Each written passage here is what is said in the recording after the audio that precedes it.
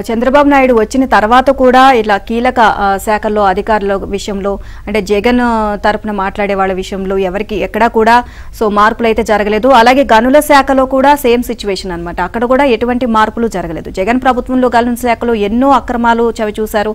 So వాటి గురించి చెప్పుకుంటూ పోతే ఒక రోజంతా సరిపోదు, అన్ని అక్రమాలు చూడడం జరిగింది. సో దానికి సంబంధించి జగన్కి సంబంధించిన వాళ్లే వీళ్ళు గనుల శాఖలో చాలా మంది ఉన్నారు. సో వాళ్ళ హయాంలోని ఈ అక్రమాలన్నీ కూడా జరుగుతున్నాయి. మరి అది చంద్రబాబు నాయుడు ఇప్పుడు అధికారంలోకి వచ్చిన తర్వాత వీటి గురించి పరిశీలిస్తాము, అక్రమాలన్నింటినీ బయటికి తీస్తాము అని చెప్పేసి ఆయన చెప్పడం జరిగింది. బట్ అందులో కూడా ఎటువంటి మార్పు జరగలేదు. మరి చూస్తే జగన్ ప్రభుత్వంలో గనుల శాఖలో జరిగిన అక్రమాలు అన్ని ఇన్ని కావు. అడ్డగోలుగా నిబంధనలు అతిక్రమించి భారీ అవినీతికి పాల్పడ్డారు. తెలుగుదేశం కూటమి ప్రభుత్వం వస్తే 5 ఏళ్లలో జరిగిన అక్రమాలు అన్యాయాలను బయటకు తీస్తామని ఎన్నికల ముందు చంద్రబాబు ప్రకటించారు. కూటమి ప్రభుత్వం వచ్చినా గనుల శాఖలో ఎక్కడి దొంగలు అక్కడే ఉన్నారు. నాటి గనుల మంత్రి పెద్దిరెడ్డి, డైరెక్టర్గా పనిచేసిన వెంకట్రెడ్డి, కడప ఎంపీ అవినాష్ రెడ్డి సొంత మనుషులు ఇంకా గనుల శాఖలో అత్యంత కీలకమైన స్థానాల్లో ఉన్నారు. వాళ్ళు లేకపోతే వ్యవస్థలే నడవవన్నట్లుగా వ్యవహారం సాగుతోంది. ఇప్పటికే కాంట్రాక్టర్ల సెక్యూరిటీ డిపాజిట్లు దారిమళ్లాయి. ఆ సుప్రీంకోర్టులో కేసు ఉండగానే జేపీ వెంచర్స్ కు 120 కోట్ల బ్యాంక్ గ్యారంటీలు వెనక్కి ఇచ్చేశారు. కానీ నో డ్యూ సర్టిఫికేట్లు ఇచ్చారు. ఎన్నికల తర్వాత కీలకమైన నోట్ ఫైల్స్ మాయం చేశారు.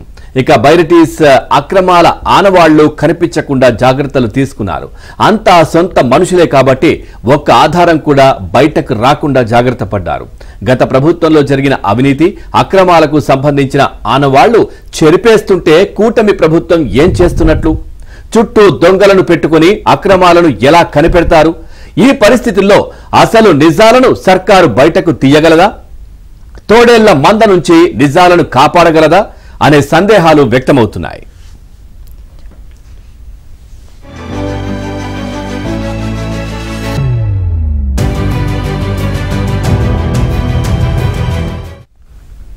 జగన్ పాలనలో ఇసుకను అంగడి సరుకుగా మార్చారు. తొలుత ఎండీసీ నియంత్రణలో ఇసుక వ్యాపారం జరిగినప్పుడు ఆ తర్వాత జేపీ వెంచర్స్ కు ఇచ్చినప్పుడు అటు గనుల శాఖ ఇటు ఏపీ ఎండీసీలో 5 అధికారులు చక్రం తిప్పారు.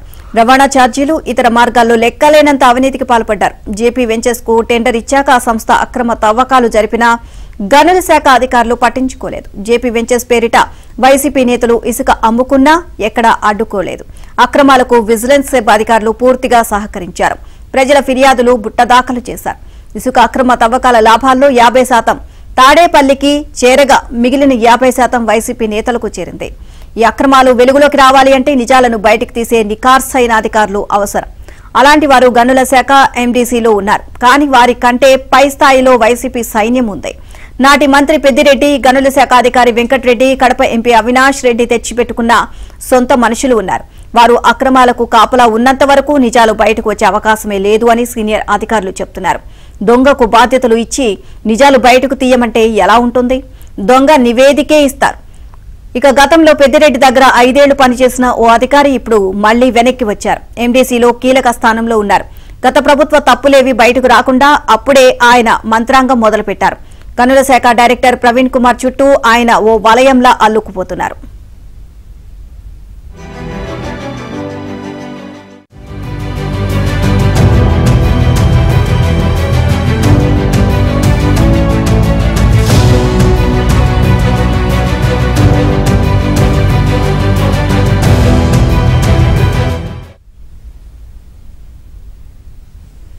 వెంకట్రెడ్డికి వ్యక్తిగత సహాయకుడిగా పనిచేసిన ఓ జూనియర్ అధికారి ఇప్పుడు కొత్తగా వచ్చిన డైరెక్టర్ ప్రవీణ్ కుమార్ సేవలో ఉన్నారు.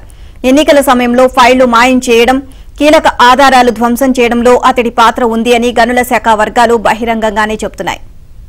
ఇక ఆయన కొత్త అధికారి ఆయన సేవలనే వాడుకుంటున్నారు.